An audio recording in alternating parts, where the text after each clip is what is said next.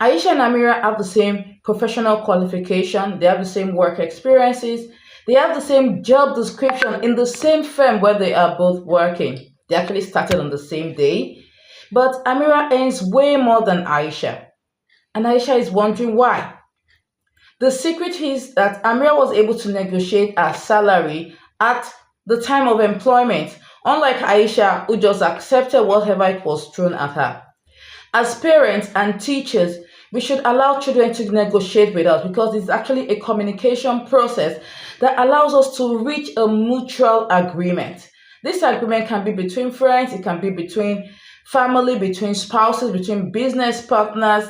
Children need to learn how to negotiate. They need to learn how to ensure that whatever it is they're going to do in any relationship, in any transaction with anybody, there's always a win-win. And parents that encourage their children to negotiate usually end up with children that have lots of confidence, they have lots of self esteem, they have empathy, and they have a very, very amazing social relationship skill with other people. So, allowing our children to negotiate with us, whatever it is they want to negotiate, house rules, they want to negotiate outings, they want to negotiate bedtime, they want to negotiate family event, different things like that is very, very important. It enhances the children's communication.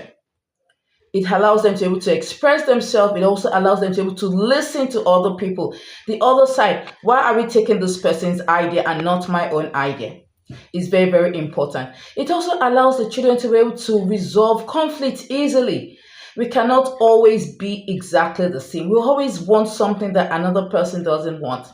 For example, you want to actually watch a movie, a program on the Saturday night, there should be a room for negotiation. Which one should we do and which one shouldn't we watch?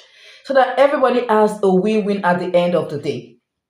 When children are allowed to negotiate and make it a part of their daily activity, it allows them to problem solve. They're able to have lots of critical thinking activities. It brings out their creativity.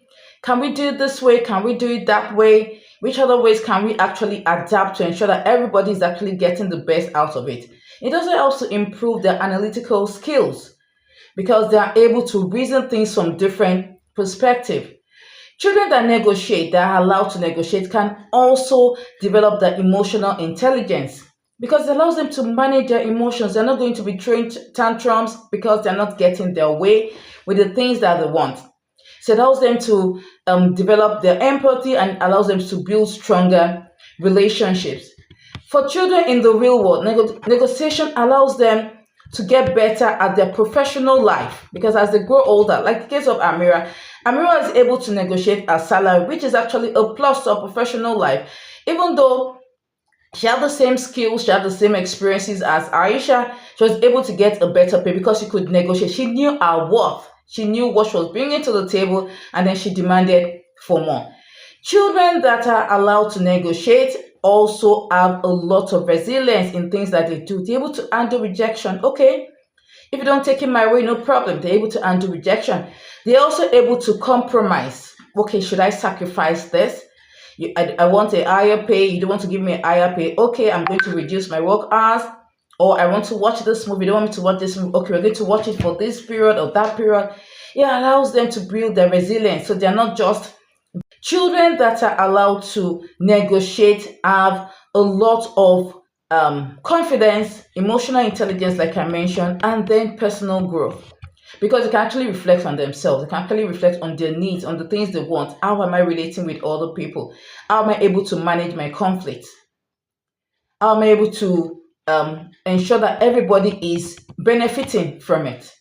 So here are some other ways that we can actually help children to develop their negotiation skills. Top on the list is model negotiation. As parents, as teachers, let us show children what this means. You want to make class rules, you don't just dump it on them and insist that they do that. Model it. How do we go about it? This is what is going to happen when something like this happens. What should we do in this situation? Model it to the children. And as much as possible, role play it in different situations. Role play when you're deciding what to cook for dinner. Role play when you're deciding what the family outing should be. Role play when you're deciding the theme of an event. Role play as often as possible in different things. As parents, we also need to encourage our children to communicate openly. They shouldn't be shy. They should speak out their mind. So if you're suggesting something, you're bringing out an idea, and you're not okay with it, let the children know that it is very okay for them to express themselves. They should be open about the communication.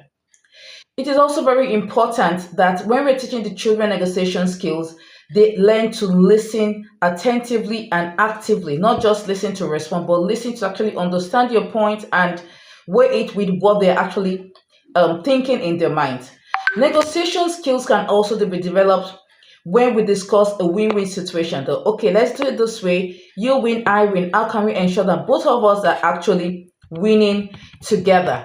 These are very, very essential. So when it comes to negotiation with our children, it is very, very important that we emphasize the importance of equality and selflessness. We should ensure that the children are able to put other people in their own shoes. They shouldn't just think that it just has to be me. It has to be my own way, my way or the highway. So we have to ensure that we encourage the children that they should actually empathize with other people's feelings, other people's needs. What do other people also want? What are we going to do to ensure that everybody's interest is actually met as much as possible? So as parents and teachers, let us ensure that we actually make negotiation a skill that we teach our children as we nurture them, so that they can actually be more successful in their personal lives, their professional lives, the business lives, and their social lives.